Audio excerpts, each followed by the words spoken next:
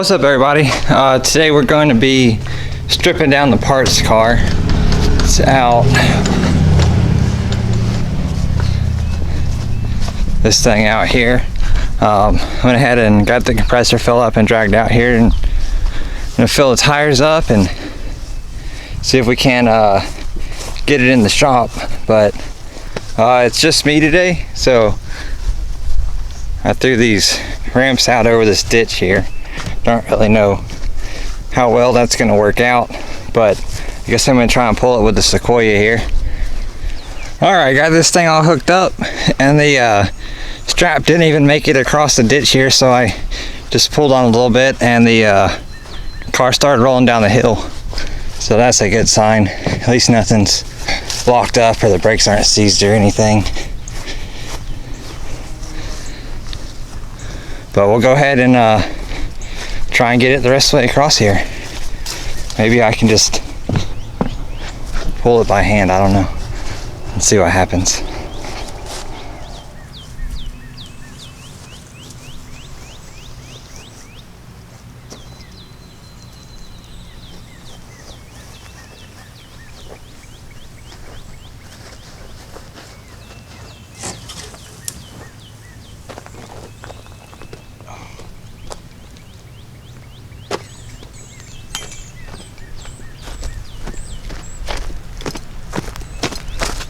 Starting to go uphill right there. I can't I can't pull it up the hill by myself, so go ahead and move the Sequoia over and hook it up and get this thing pulled out of here the rest of the way.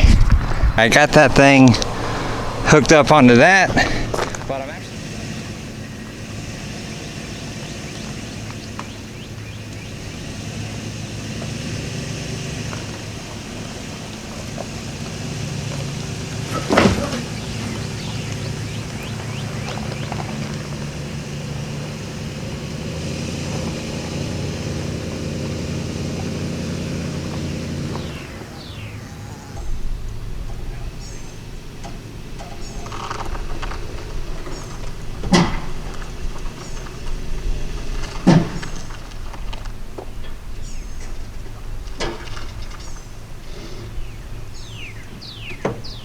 I really wanted it to turn, but the steering wheel's locked and kind of out of room here. So I'm gonna try and get the steering column unlocked, and then hopefully we can get this the rest of the way up the hill and into the shop. That was an absolute nightmare. This car is, it was a repo, so the ignition had already been busted on it once, and then the column got locked again, and I couldn't get the screwdriver in there like it was at the tow yard. So you see, I ended up making a horrible mess in here and pulled the whole steering wheel off and took everything apart, and had to get the angle grinder and cut that off the column. So I just cut that thing off there, and now it turns. So I'm gonna put the steering wheel back on, and then we'll get the wheels turned finally and drag it up there where I need it. Then hopefully by now the battery's charged on white trash and we'll be good to go. So I'm gonna throw the steering wheel on and clean this mess up, and we'll get back at it.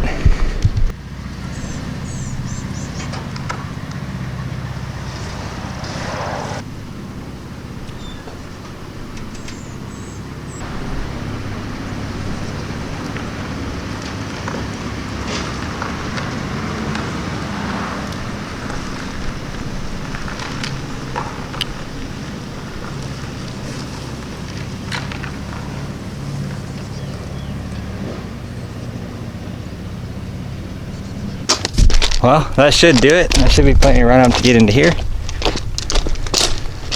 So let's see if this battery's charged yet.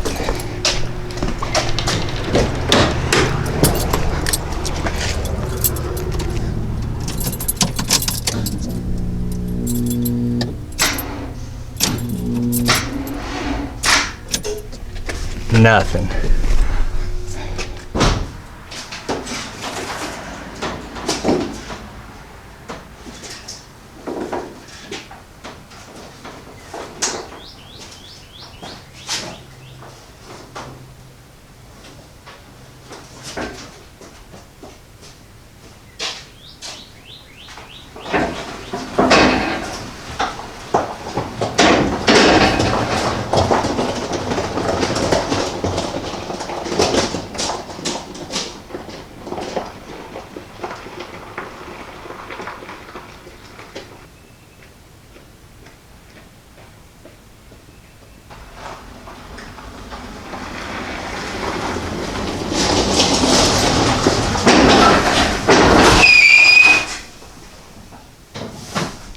I'm going to drain the fluids and then we'll start tearing this thing apart.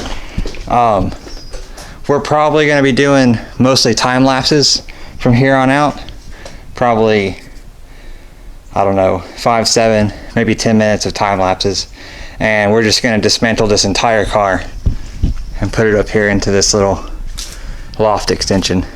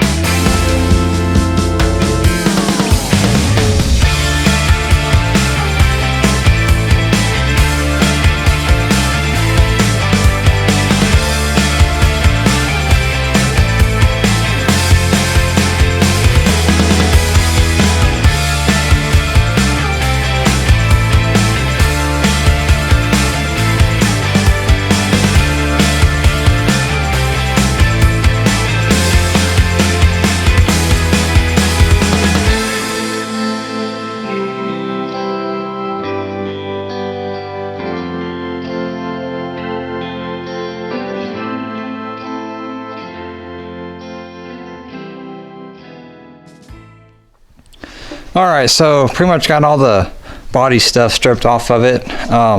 This door back here, if y'all noticed, took me a second to get that. The door handle was broken, so I had to come in through the inside and figure out how to do all that stuff. So I just had to reach in there and fiddle around and finally got it to open and got it off here. But got that off, got the trunk lid off, all the doors, all that stuff. I was going to go as far as cutting these quarter panels out, but then once I washed them off and got to looking at them, you can see they're beat up really bad. This big crease in it right here, and looks like some hail damage coming down that part.